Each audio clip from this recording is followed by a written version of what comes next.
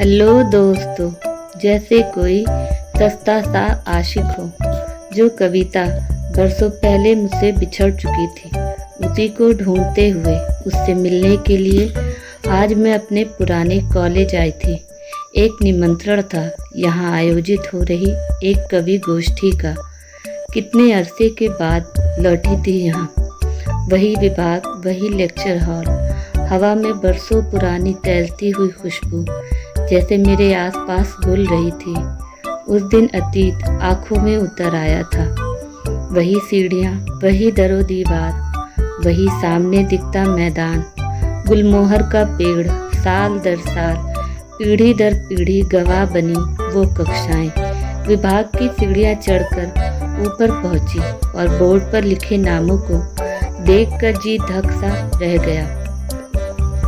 ये तो वही थी, हाँ वही, लेकिन जहाँ तक मुझे पता था कि ये तो किसी मामूली से कॉलेज में पढ़ा रही थी, वो भी लखनऊ के सटे किसी छोटे से शहर में। यहाँ कैसे?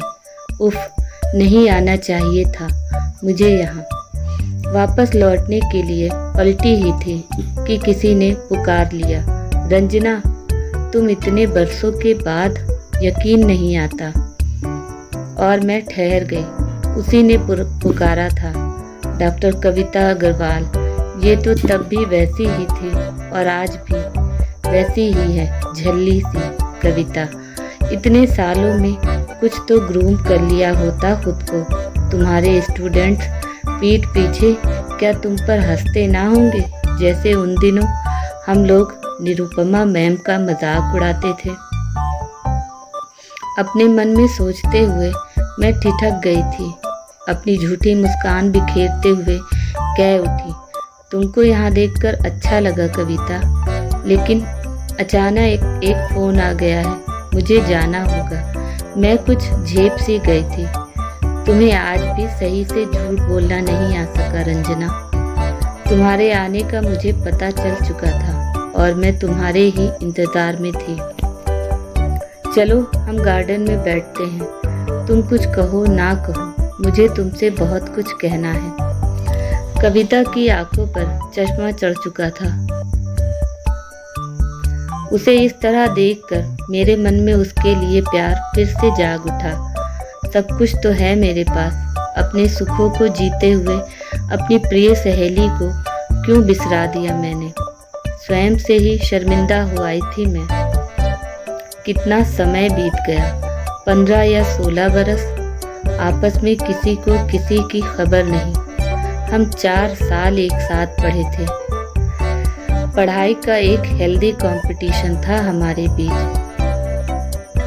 हम पक्की सहेलियां भी थे और एक ही लड़के की तरफ आकर्षित भी हुए थे। उन दिनों आनंद कितना हैंडसम दिखता था। उन दिनों उनका चेहरा खुले आसमान सरीखा, प्रभावशाली व्यक्तित्व, बातों का दरोगा। यूनिवर्सिटी की अधिकतम डिग्रियां बटोर रखी थी उसने। सिविल सर्विसेज की तैयारी कर रहा था, लेकिन सेटल नहीं था। उम्र 30 के आसपास। मैं आकर्षित तो थी उसकी तरफ, लेकिन घर में कुछ कह पाने का साहस नहीं था। आनंद की फ्लर्टिंग मुझे और कविता दोनों को अच्छी लगती थी। मैं अतीत से वर्तमान में आई। कविता कह रही थी, जानती हो रंजना, तुम क्या गई, मेरे सुख दुख जैसे मेरे मन में ही जम गए। कोई भी बांटने वाला नहीं रहा।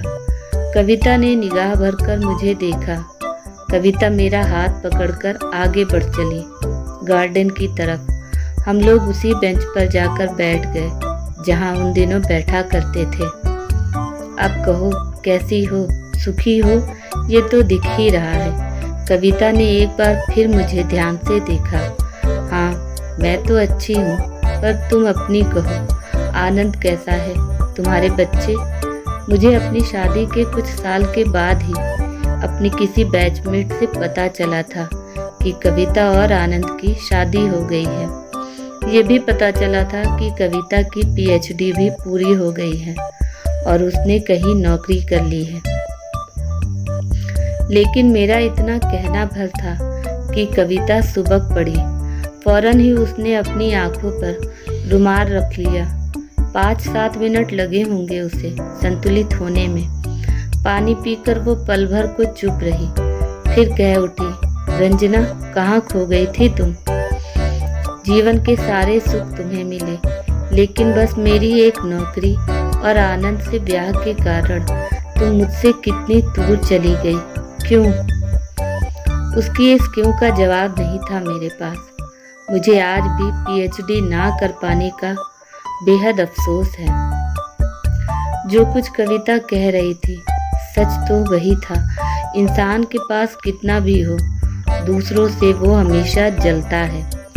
कविता के स्वर ने एक बार फिर मेरी विचारधारा भंग की। तुम आनंद के बारे में पूछ रही थी ना? कह दूं क्या? जैसे उसने स्वयं से पूछा और फिर कहने लगी, तुम सुन ही लो रंजना। ढोंग करते करते मेरा दम घुटने लगा है। आनंद तो आज भी उसी तरह ख्याली पुलाव बनाता रहता है। बड़ी बड़ी लच्छेदार बातें, लेकिन बातों से कहीं गृहस्थी चलती है। आनंद ने भाप लिया था कि मैं लंबी रेस में दौड़ने वाली हूँ। साधारण रूप रंग की मैं और सुंदर आनंद, कोई सामने ही नहीं था। लेकिन उसने मुझे चुना तो मुझे अच्छा लगा कि कुछ तो खास होगा मुझ में। उसके लिए मैंने अपना घर परिवार छोड़ा, गृहस्थी बसाई, मेरी पीएचडी पूरी हुई, नौकरी लगी। लेकिन आनंद हवाई किले बनाता हुआ उड़ता रहा, नीचे गिर जाता संतुलन खोकर। मैं संभाल लेती उसको। छोटी मोटी नौकरी उसको करनी नहीं थी, बिल्कुल टॉप क्लास नौकरी चाहिए थी। तो जनाब कोशिशें ही करते रह गए। और हाँ, शादी हो जाने के बाद उसको सिर्फ मेरी सैलरी से मतलब था। सारा प्यार व्यार सब गायब हो गया। पहली बार प्रेग्नेंट हुई तो अबॉर्शन करवा लिया। मैंने आनंद कुछ बन जाए तब सोचेंगे बच्चे के बारे में। साल दर साल बीतते गए, ना आनंद कुछ बन सका, ना हमारे बच्चे हुए। मैं ही बंजर होती चली गई। नशे में धुत आनंद मेरे पास आना चाहता, लेकिन मेरा शरीर साथ देने से इनकार कर देता। उसे मात्र मेरा शरीर चाहिए होता, एक स्त्री शरीर। मेरे भीतर की भावनाएं मरती जा रही थी। हमारी घर गृहस्थी के दिन सबकी तरह झंझट झमेले वाले होते, लेकिन रातों में ना उत्तेजना रहती, ना ताप। आनंद के साथ रहते हुए मैं ना तो अपने तरीके से जी सकी और मरने से डरती रही, इसलिए रोज मरती रही, हर रोज। वो काफी भावुक हो चली थी। जिस दिन मैंने आखिरी बार आनंद को पैसे देने से मना किया तो हर बार की तरह उसने मुझे छोड़ देने की धमकी दी। इस बार मैं डरी नहीं दिए उसे पैसे, उसके गंदे शौक को उड़ाने के लिए। बड़ी झिकझिक हुई हमारे बीच और आनंद घर छोड़कर चला गया। कुछ दिनों के बाद पता चला कि वो एक अमीर विधवा को अपने जाल में फंसाकर उसके साथ रह रहा है। कहते कहते कविता चुप हो गई। फिर एकाएक उसने पूछा, तेरे बच्चे हैं ना रंजना? हाँ, 2 बच्चे हैं मेरे, एक बेटा और एक बेटी। दोनों अपनी अपनी जगह पर खुश हैं और मैं उनकी खुशी में खुश। मेरे स्वर में संतुष्टि का भाव था। कुछ देर चुप रहने के बाद कविता बोल पड़ी, कभी कभी सोचती हूँ किस तरह माँ बाप का रंग रूप, स्वभाव, आदतें बच्चों में उतर आता होगा।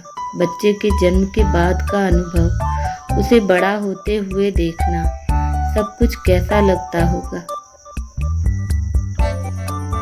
इस अनुभव से तो मैं अछूती ही रह गई। उसके गले से एक सिसकी फूट पड़ी। मैं पत्थर बन गई हूँ रंजना। मुझे अब किसी का सहारा चाहिए। कविता अकेली थी। परिवार के नाम पर कोई नहीं, कोई साथी नहीं। कोशिश करूँगी कि आगे से उसके संपर्क में रह सकूं। कोशिश करूँगी उसके लिए एक साथी ढूंढ सकूं। लेकिन वो सब कैसे वापस लौटेगा?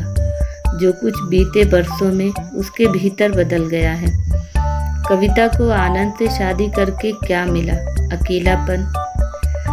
दुख हुआ मुझे उसके लिए। आनंद मेरा भी पहला प्यार था उन दिनों, लेकिन आज मुझे लगता है ये मात्र उम्र का आकर्षण था, प्रेम नहीं। जब कविता के मोबाइल पर आनंद की तस्वीर देखी तो ऐसा लगा जैसे कोई सस्ता सा आशिक हो। मैं चुपचाप वापस लौट रही थी अपने सुरक्षित संसार में, लेकिन मैं उदास थी कविता के लिए, आनंद के लिए, उनके असफल प्रेम के लिए। आपको ये कहानी कैसी लगी? प्लीज़ कहानी के बारे में कमेंट करके अपनी राय हमें ज़रूर बताएं। अगर आपको ये कहानी पसंद आई हो तो अपने दोस्तों के साथ शेयर करें और ऐसी ही कहानियाँ सुनने के लिए हमारे चैनल से जुड़ें। Thanks for watching. Please subscribe my channel and hit the bell button.